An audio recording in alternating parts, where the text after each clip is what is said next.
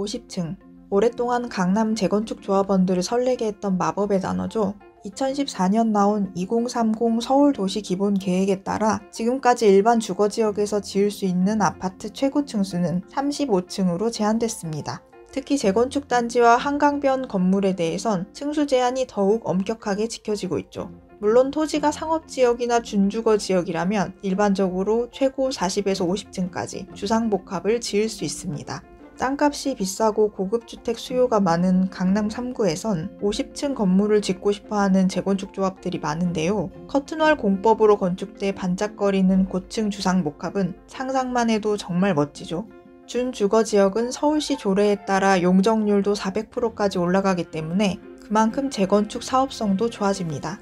따라서 일반 주거지역인 토지의 용도를 상업 또는 준주거로 변경하는 종상향은 상당한 호재로 여겨집니다. 그러나 이게 마음처럼 쉽지가 않다 보니 수년째 인고하며 기다리는 곳이 있는가 하면 이미 기다리다 포기했다는 곳도 있습니다. 그런데 35층이 훌쩍 넘는 40층대 최고급 고층 아파트와 주상복합이 팍팍 올라오는 지역이 있습니다. 서울숲과 한강, 그리고 블루보틀 한국 1호점을 품고 있는 핫플레이스, 성동구 성수동이 바로 그곳인데요. 성수동을 대한민국에서 손꼽히는 부촌으로 만들고 있는 이 마천루들의 특징은 무엇이며 어떻게 지어지게 됐는지 리얼캐스트가 알아봤습니다. 최근 아파트 세 채의 주인을 뽑는데 26만 명이 몰린 곳, 바로 아크로 서울 포레스트입니다. 그도 그럴 것이 이미 입주 전부터 분양권 프리미엄이 분양가의 2배까지 붙었고 뉴욕 중심가의 고층 콘도를 연상시키는 내외관이 누가 봐도 최고급 아파트이기 때문이죠. 그러나 로또로 불릴 정도로 너무 싸져버린 3년 전 분양가는 3.3스퀘어미터당 평균 4,750만원으로 아파트 일반 공급 사상 최고가를 기록한 바 있습니다. 최고 49층에서 내려다 보이는 한강과 서울숲 파노라마 조망, 일반 아파트보다 1m 높은 최고 3.3m 천고, 유럽 명품 브랜드 내장재 등으로 매력을 발산하는 아크로 서울 포레스트는 1군 건설사인 대림산업이 처음 개발부터 시공, 운영까지 담당한 디벨로퍼 프로젝트입니다. 게다가 초기부터 뉴욕 센트럴파크 등 선진국 중심가를 둘러싼 부유층 공동주택을 모델로 지은 만큼 정말 심혈을 기울였다고 할 수 있죠.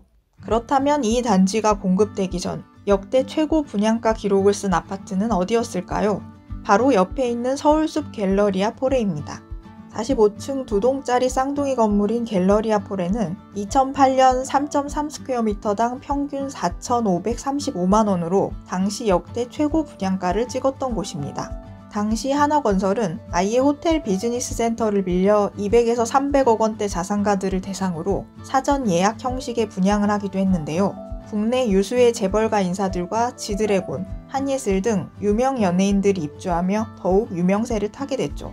모든 세대가 남향으로 서울숲을 조망할 수 있도록 한 설계와 세계적인 건축가 장 누벨의 실내 디자인으로 화제를 낳았지만 금융위기 여파로 일대 개발 계획이 무기한 연기되면서 상권 및 생활 인프라 부족에 시달렸던 비운의 단지이기도 합니다. 하지만 가장 작은 타입이 전용 면적 167스퀘어미터일 정도로 대형으로만 구성되었으며 가장 저렴한 분양가가 27억 원이었던 찐 부자 아파트죠. 지금은 너도나도 20억이 훌쩍 넘지만 10년도 더 전이라고 생각하면 정말 비싼 가격입니다. 마지막 단지는 전 국민이 한 번쯤은 들어봤다는 한류스타 아파트로 유명한 트리마제입니다.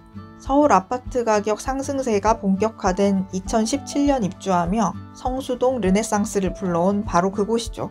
한강 바로 앞 입지를 살리기 위해 둥글게 설계한 독특한 구조와 호텔을 연상케 하는 조식과 발레 파킹 서비스, 호화 커뮤니티 시설 등으로 매스컴에 등장하며 화제가 됐습니다. 특히 이 단지 입주 이후 조식 서비스가 고급 아파트 단지의 기준처럼 여겨지기 시작했습니다. 성수동 1호 마천루인 갤러리아 포레와 달리 1, 2인 가구가 살기 좋은 중소형 타입이 함께 구성돼 영리치의 상징이 됐으며 성수동 고급 아파트의 더욱 빠른 시세 상승을 이끌었습니다.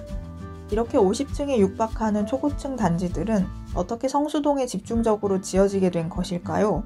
그 배경을 설명하려면 지금으로부터 10년도 더 전으로 거슬러 올라가야 합니다. 우선 서울숲에 붙어있는 갤러리아 포레, 아크로 서울 포레스트 두 단지와 한강변 트리마제는 탄생한 역사가 조금 다릅니다. 보시다시피 앞에 두 단지는 서울숲뿐 아니라 분당선 서울숲역과도 인접해 있는데요. 지금 서울숲 자리에 있던 뚝섬 경마장이 과천으로 이전하고 공원 개발 계획이 진행되면서 역과 가까운 시유지 87,000스퀘어미터가 뚝섬 역세권 지구단위 계획을 통해 사기업에 매각되기로 한 것이죠. 당시 녹지였던 해당 부지를 상업용지로 변경하면서 업무, 상업, 문화 기능을 갖춘 주상복합 건립의 기초가 닦였습니다.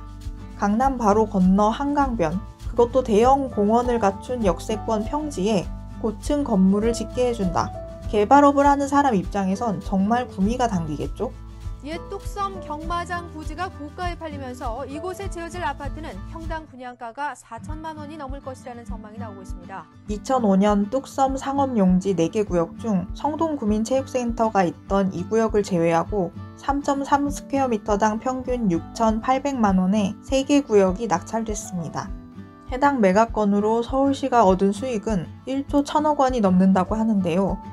시장에선 이미 3.3스퀘어미터당 4천만 원이 넘는 분양가를 예상하며 당시 폭등하던 서울 부동산 경기를 더욱 과열시킬 것으로 우려하기도 했습니다.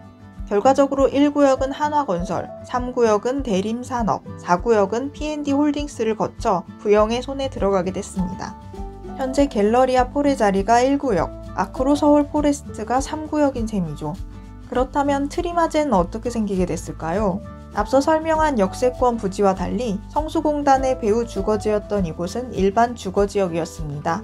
통상적으로 주거지역은 용적률이 낮고 고층 허가가 잘 나지 않아 높은 건물을 짓기가 어렵죠. 그런데 오세훈 서울시장이 추진한 한강 르네상스의 일환으로 사업부지의 25% 또는 주변 개발 사업비 등을 기부 체납한 한강변 아파트에 대해 최대 50층을 허가해 주기로 한 것입니다. 이에 서울숲 우측부터 영동대교 북단 좌측까지 한강변 65만 9,190스퀘어미터가 성수 전략 정비구역으로 묶이게 되었으며 2010년 제1종 지구단위 계획구역으로 지정되었죠. 용도지역도 제2종 일반주거에서 3종 일반주거로 변경되었습니다. 트리마제가 있던 구역 좌측 부분과 트리마제 뒤편 강변 건영 아파트 역시 여기 포함되었습니다. 그러다 지역주택조합으로 재개발이 추진되던 트리마제 부지와 강변 건영 아파트, 구역 우측의 대명 로첸 아파트는 2011년 지구단위 계획이 변경되며 존치되었으며 트리마제가 자체 개발됩니다.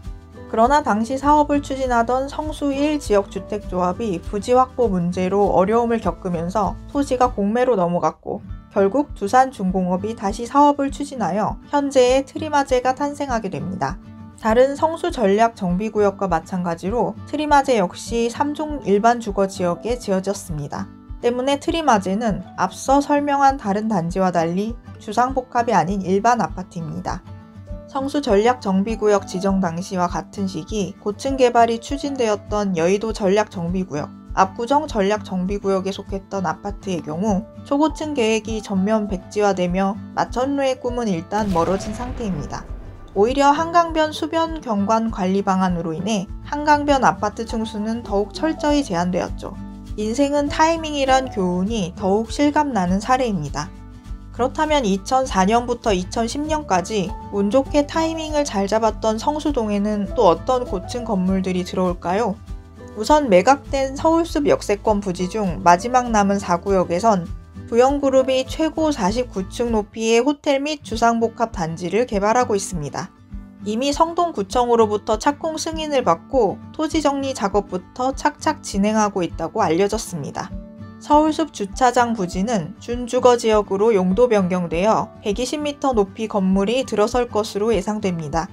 앞으로 공원화될 3표 레미콘 공장 부지와 맞교환되거나 부지 확보용 예산으로 매각된다면 말이죠. 이 밖에도 아크로 서울 포레스트 단지의 오피스 빌딩에는 SM 엔터테인먼트 본사가 이전하여 아크로 입주민들과 더불어 성수동의 새로운 활기를 불어넣을 전망입니다.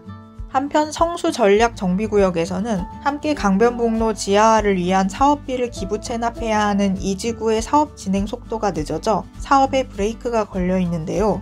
서울시에서 전략정비구역 기본계획 수정안이 나올 경우 총 8,247가구로 계획된 이곳 개발이 급물살을 탈 수 있다는 전망이 나오고 있습니다. 즉 성수동의 마천루 숲 만들기 프로젝트는 아직 끝나지 않았는데요. 정부가 수도권 주택 공급 계획에 따라 고밀도 개발에 박차를 가하고 있는 지금 성수동이 다시금 타이밍을 잡으며 그 수혜를 받을 수 있을지 주목됩니다. 될 놈은 된다는 법칙이 성수동 부동산에 적용될 수 있을까요? 콘텐츠가 도움이 되셨다면 구독, 좋아요 부탁드립니다.